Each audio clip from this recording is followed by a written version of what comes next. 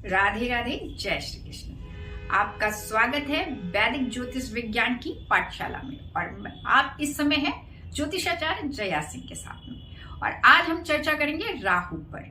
और राहु ग्रह को शांत कैसे करना है, कैसे पता चले कि कुंडली में हमारा राहु खराब है और इसकी दशा है कि नहीं है, और अगर दशा है राहु खराब है तो कैसे खराब है, और ये जब राहु खराब होता है तो उसकी शांति के लिए हमें क्या क्या उपाय दिए गए हैं जो शास्त्रीय संगत हैं और स्वयं किए जा सकते हैं, जिसमें कहीं पे भी पंडित के पास या किसी ओझा या किसी के पास जाने की जरूरत नहीं है। हम स्वयं इससे कैसे ठीक करें, तो इसके लिए मैं आपके साथ चर्चा में हूं और अंत तक वीडियो देखें और इसे समझने का प्रयास करें। जब भी राहु कुंडली में प्रथम भाव यानी लगन में, द्वितीय भाव, चतुर्थ भाव, पंचम भाव, सप्तम भाव, अष्टम भाव, नवम भाव, दसम भाव और द्वादश भाव, इन भावों में स्थित होने पर राहु अच्छे परिणाम, अगर खराब है स्थिति में है तो अच्छे परिणाम तो किसी कीमत पर नहीं देते, कुछ ना कुछ दिक्कत दिखा ही देते हैं। 3 भाव इसमें से छोड़ दिए गए हैं, हालांकि एक और भाव है, 4 भाव है जिनके ऊपर राहु का प्रभाव बहुत अधिक खराब नहीं होता है, जिसमें से तृतीय भाव, षष्ठ भाव और एकादश भाव। इसके अलावा दसम भाव भी है जिसको हमने उसमें लिया है, लेकिन यहाँ पर भी इनके प्रभाव खराब नहीं देखे जाते। इनके प्रभाव जो होते हैं वो पॉजिटिव ही रहते हैं। तो अच्छा, ये जो खराब होते हैं इन भाव में अगर स्थित है, मान लीजिए 2 जो लगन है, द्वितीय भाव है, चतुर्थ भाव है, पंचम भाव है, तो इसमें अगर खराब है तो समझे कैसे ही खराब है। तो इसमें जब वो नीच के कैसे होंगे, जब राहु वृषभ राशि में उच्च का माना जाता है तो उससे सप्तम भाव की जो राशि होगी वृश्चिक राशि, अगर राहु वहां स्थित है तो वो वृश्चिक राशि में, तो वो नीच का राहु हो जाता है, यानी कि मंगल की राशि में, अग्रेशन के ग्रह की राशि में है।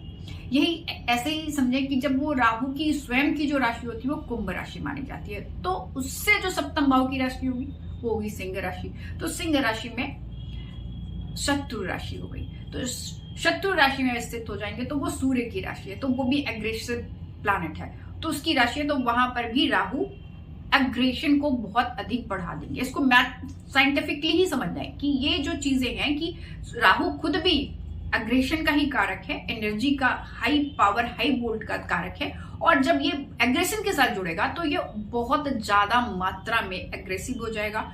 और इसके ऊपर अगर पाप ही प्रभाव हो गया, जैसे कि मान लिया शनि का प्रभाव हो गया, मंगल का प्रभाव हो गया या सूर्य का प्रभाव हो गया, किस प्रकार के प्रभाव, दृष्टि संबंध से पीएसी यानी कि दृष्टि संबंध हो जाए या स्थिति हो जाए एक दूसरे के साथ, या युति हो जाए, या फिर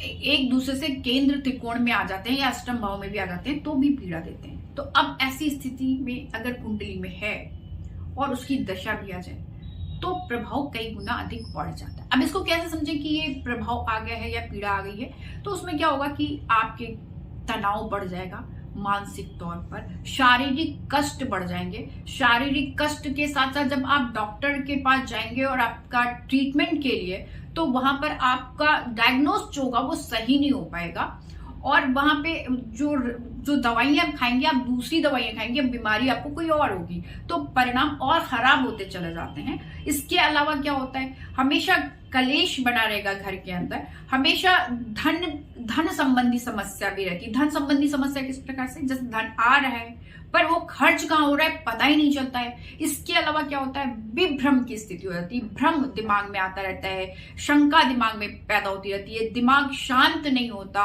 हम बेचैनी मेंटेन रहती है। इसके अलावा क्या होता है, इसके अलावा व्यर्थ के भ्रमण भी बहुत होते हैं। व्यर्थ के भ्रमण कैसे समझें, जैसे मान लीजिए आप कहीं जा रहे हैं, कोई काम करने के लिए जा रहे हैं और जो पहुंच गए वहां पे तो पता चला कि आपका पेपर ही नहीं है, जो इंपॉर्टेंट पेपर था वो आप घर पे छूट गए, तो अब फिर आपको जाना पड़ेगा, फिर आप वो लेकर के जाएंगे, फिर वो होगा, तो मतलब आपको 2-3 चक्कर तो नॉर्मल कंडीशन में काटने पड़ जाते हैं। तो ये व्यर्थ के भ्रमण जो होते हैं ये सब जो है ये राहु के कारण होते हैं। अब इसको कैसे समझे कि ये सारी चीजें आपके जीवन में हो रही है, तो इसके ये समझ लें कि आप अपनी खुद का चार्ट देखें और उसमें देख लें कि कहाँ राहु स्थित है और अगर उसकी दशा, अंतर दशा या प्रत्यंतर दशा आ रही है तो इस तरह की स्थिति उत्पन्न हो सकती है। तो अब ये जो स्थिति होगी, अब इसको शांत कैसे करें?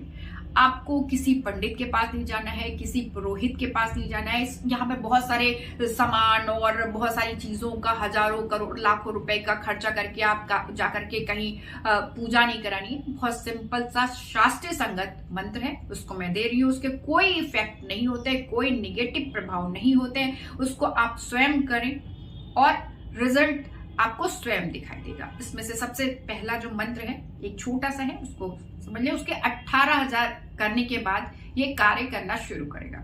तो मंत्र है ओम ब्राम ब्रीम ब्रौम सह राहुवे नमः। अब इस मंत्र को 108 डेली करना है और 18,000 कंप्लीट करने के बाद भी। तो 18,000 एक हजार डेली करके भी आप कर सकते हैं, या आप अपने मन स्थिति, आपकी अपनी क्षमता के अनुसार डिसाइड कर सकते हैं। इसके अलावा और क्या चीजें होती हैं? शिव स्तोत्र, राहु स्तोत्र और दुर्गा माता का पाठ भी राहु के लिए बहुत अच्छा और शांति के उपायों में से एक माना जाता है। अच्छा, हमारे जो शास्त्रों में यंत्रों का भी बहुत अधिक प्रभाव माना जाता है और दान का भी। तो यंत्र बहुत अच्छे होते हैं, पावरफुल होते हैं, उनको धारण करने से भी राहु ग्रह की शांति होती है। लेकिन वो जो अवमंत्रित यंत्र हैं वो कैसे किए जाने चाहिए? किसी ने मंत्र बनाया, उसका खाका खींचा, उसमें नंबर लिख दिया और फिर यंत्र आपको दे दिया और आपने उसको धारण कर लिया, उससे प्रभाव नहीं पड़ेगा। उसके अच्छे जानकार, उसके विशेषज्ञ से उस यंत्र को बनाया जाना चाहिए और वो साधक होते हैं और वो अवमंत्रित करते हैं, उसके बाद उसको आपको धारण करेंगे तो उसका प्रभाव पड़ेगा। अब मैं आ जाती हूँ दान पे कि क्या क्या चीजें दान करनी है। लेकिन दान क्या करनी है उससे पहले इंपॉर्टेंट ये होता है कि दान किन्हें देना है, क्योंकि अगर आपने उपयुक्त पात्र को दान नहीं देंगे तो उसका प्रभाव नहीं पड़ेगा। ये कि आप गए हैं और रेड लाइट पर कोई बच्चे दिख रहे हो, आपने उनको दान कर दिया, पैसे दे दिया, तो उसका प्रभाव पड़ जाएगा? नहीं पड़ेगा। वो एक निगेटिव कंडीशन आप क्रिएट कर रहे हैं समाज के लिए। तो आपको दान कैसे देना है? दान में कुष्ठ रोगी और अपाहिज को दान देना होता है। तो कुष्ठ रोगी यानी कि जिन्हें स्किन से संबंधित समस्याएं हैं उन्हें, और दूसरे नंबर पर अपाहिज जो मानसिक तौर पर और शारीरिक तौर पर विकलांग होते हैं, ऐसे लोगों को जो अपने क्षमता, अपने कार्य करने में अक्षम होते हैं, उन्हें दान करना चाहिए और उस तरीके के दान करने चाहिए जो उनके काम आ सके। ये नहीं कि कुछ भी उठा के दान कर दिया। अब राहु से जनित कौन कौन सी चीजें हैं जो शास्त्र संगत दान के लिए दी गई हैं? जो शनि से संबंधित जो चीजें हैं वही राहु से ही संबंधित है। यहाँ पर काली चीजों में ही को ही काउंट किया जाता है, जिसमें से एक शीशा भी आता है। तो शीशे से रिलेटेड आप क्या चीजें दान कर सकते हैं? एक तो मिरर हो गया, इसके अलावा कई प्रकार के कप, ग्लास, ये भी दान किए जा सकते हैं। और इसके अलावा क्या चीजें दान की जा सकती हैं? काला चना, तिल, काला तिल, तेल और काले कंबल, ऊन, डार्क कलर के ब्राउन। इसके अलावा और क्या चीजें दान की जा सकती है? सप्त अनाज के दान का बहुत अधिक महत्व है राहु के उस शांति में, क्योंकि जो सप्त अनाज होते हैं उसमें 7 प्रकार के अनाज को आप पोटली बना ले अलग अलग, और उसको दान के एक साथ मिक्स कर देंगे तो वो किसी के काम लायक नहीं रहेगा। तो उसको अलग अलग 7 प्रकार के अनाज का आप दान करें, कहीं पर भी भंडारे में या किसी भी जगह पे जाके दे सकते हैं 7 प्रकार का, या स्वयं बना करके 7 प्रकार के और आप दान कर सकते हैं। जो बना नहीं सकते उनको खिलाएं। तो वो एक दान का तरीका है। दूसरा एक और तरीका है, एक उपाय है, काली गाय को और कौवों को रोटी, जो चपाती होती है उसमें खीर का बहुत अधिक महत्व है, हमारे शास्त्रों में बताया गया है। जो दूध में चावल को पकाकर उसमें मीठा डालकर, गुड़ डालकर उसको बनाया जाए और उसको फिर उसको लपेट कर कौवों को खिलाया जाए रोटी में, और काली गायों को खिलाया जाए, तो भी राहु की शांति का उपाय होता है। और अब अच्छा, शांत हो जाएगा तो कैसे पता चलेगा कि राहु शांत हो गया है, या हमने जो उपाय किया उससे प्रभाव पड़ रहा है या हमारे ऊपर सूट कर रहा है? अलग अलग लोगों को अलग अलग तरीके से सूट करता है। मंत्र तो सभी को सूट करेगा। इसके अलावा जो दान है वो किस प्रकार से हमें समझ में आए कि सूट कर रहा है या हमें फलित हो रहा है, तो उसका सीधा सरल तरीका है कि हमारे तनाव कम होंगे, हमारे जो इलेक्ट्रिसिटी की चीजें हैं वो हमारे नॉर्मल काम करने लगेंगी, हमारे जो जो जो हमारी बीमारी है जो पकड़ में नहीं आ रही थी वो धीरे धीरे समझ में आने लगेगी, अच्छा ये वाली बीमारी है, इस वजह से प्रॉब्लम आ रही है। ये सारी चीजें हैं जिससे, और मन सबसे पहले शांत होने लगेगा, मन में प्रसन्नता आने लगेगी। ये सबसे अच्छा परिणाम दिखाई देता है। तो सबसे पहले मन शांत होता है, मन के ही शांत होने से सारी चीजें ऑटोमेटिकली अपने अपने काम करने लगती हैं हमारे शरीर की। तो आज के लिए इतना ही। अगर आप लोगों का कोई प्रश्न हो ज्योतिष से संबंधित, आप लोगों के जीवन में कोई समस्या हो, तो एक प्रश्न का निःशुल्क मैं उत्तर दूंगी। आप अपने जो बर्थ डिटेल्स हैं वो आप मेरे कमेंट बॉक्स में इस वीडियो के डाल दीजिएगा, मैं दे दूंगी। आज के लिए इतना ही। राधे राधे, जय श्री कृष्ण।